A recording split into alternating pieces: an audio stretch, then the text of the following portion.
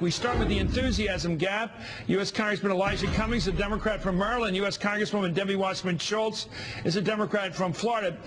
Lady and gentlemen, I've got news for you. Just breaking in, the Newsweek poll just came in. I don't know if this is good news or bad news, Congresswoman.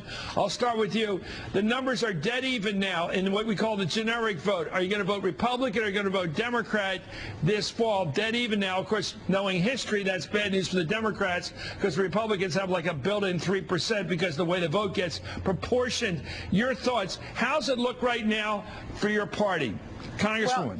Well, obviously, we're facing a challenging environment, both because of the economy, but also traditionally a midterm election like this one, the party in power loses seats. But race by race, I mean, the generic ballot is one thing, but when you go head-to-head with their extreme right-wing nominees versus our moderate to conservative incumbents, our members are really doing very well, both in terms of their average cash on hand being astronomically more larger than their opponents, and also they're being really in the midst of what their constituents want them to be doing. If I was worried about getting the Democratic vote out, Mr. Cummings, I'd worry about the fact that tomorrow in Washington, maybe 100 to 200,000 people, most of them Republicans, are going to show up for Glenn Beck and Sarah Palin, jumping up and down, doing hosannas over them, excited with unbelievable enthusiasm about voting in this coming election, and I'm waiting for the next Democratic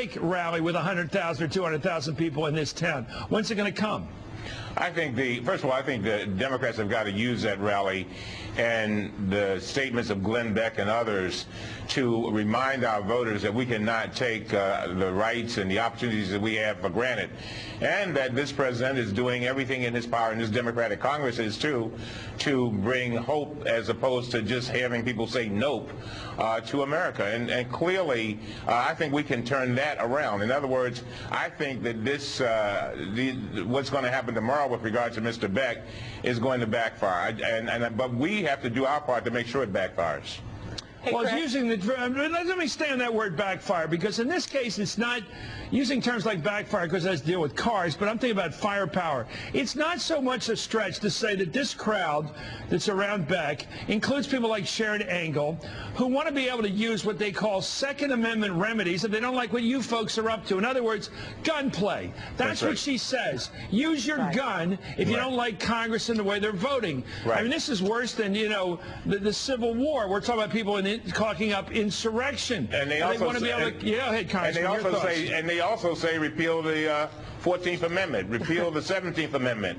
And so, they are, Debbie mentioned it a moment ago, I think we've got some folk, Tea Party folk, Republicans, who are out of sync with the average American, and most Americans are in the middle. And I think that the voters are beginning to wake up, but the question that we have to ask, Chris, is who is on your side? And I think clearly the answer to that is that the Democrats and President Obama.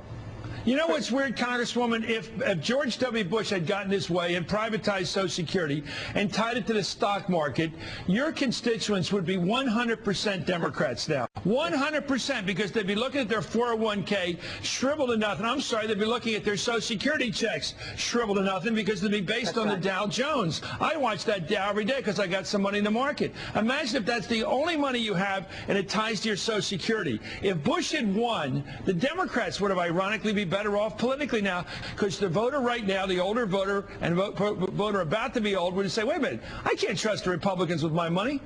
Well, like Elijah just mentioned, that's the choice that we're going to be talking about throughout this fall campaign, because the new direction that we've taken this country in, turning the economy around and creating jobs, and also preventing privatization of Social Security and Medicare becoming a voucher program, which is what their leadership has proposed, is really a stark contrast. But you mentioned the 200,000 that may or may not be on the mall tomorrow.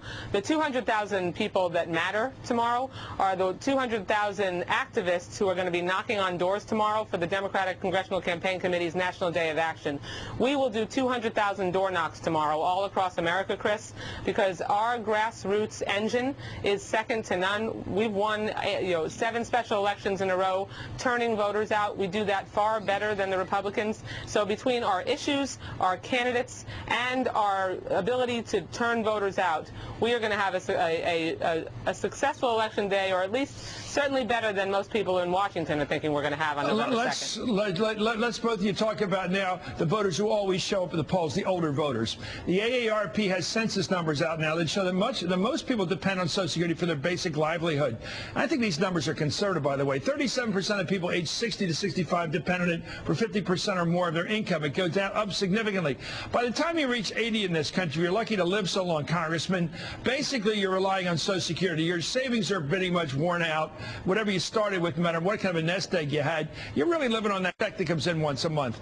Democrats created Social Security. Republicans have challenged it, especially under Reagan and since.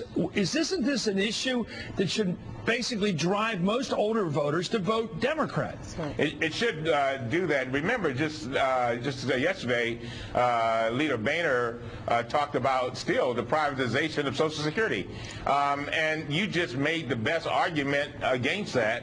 And the fact is that if they have their way, that's exactly what will probably happen unless we're able to stop them. And so clearly, our seniors should be with us. But there's one other thing, Chris, that you haven't mentioned. We also have a person in the White House who I think can help us. The White House was very surgical with regard to where they ran their campaign for president. I think he's got to look at each and every district and say, okay, what can I do to help these voters? Keep it in mind, in a state like Georgia, the African-American vote almost doubled. And if you go to any place, Chris, and look at polling numbers, 95% of the African-American voters are still much in favor of Barack Obama. So they want him to be successful. Now he's got to use that and make sure that those surge voters surge again in 2010. Well, here's a thought about the presidential election coming up in a couple years. Here it is, the Republicans, subpoena power. Darrell Issa, the congressman from California, can't wait, he says, to get a hold of subpoena power. If the Republicans win a majority in the House, they will own that subpoena power. Former Clinton White House counsel Lanny Davis just told Politico, quote, I actually think it will be even worse than what happened to Clinton because the animosity these people feel towards Obama. Congresswoman Wasserman Schultz, could it be that if the Republicans squeak in by a couple votes and Boehner becomes Speaker and Issa gets the subpoena power in the Reform Committee, all we're going to see is investigation after investigation instead of legislation, positive or negative?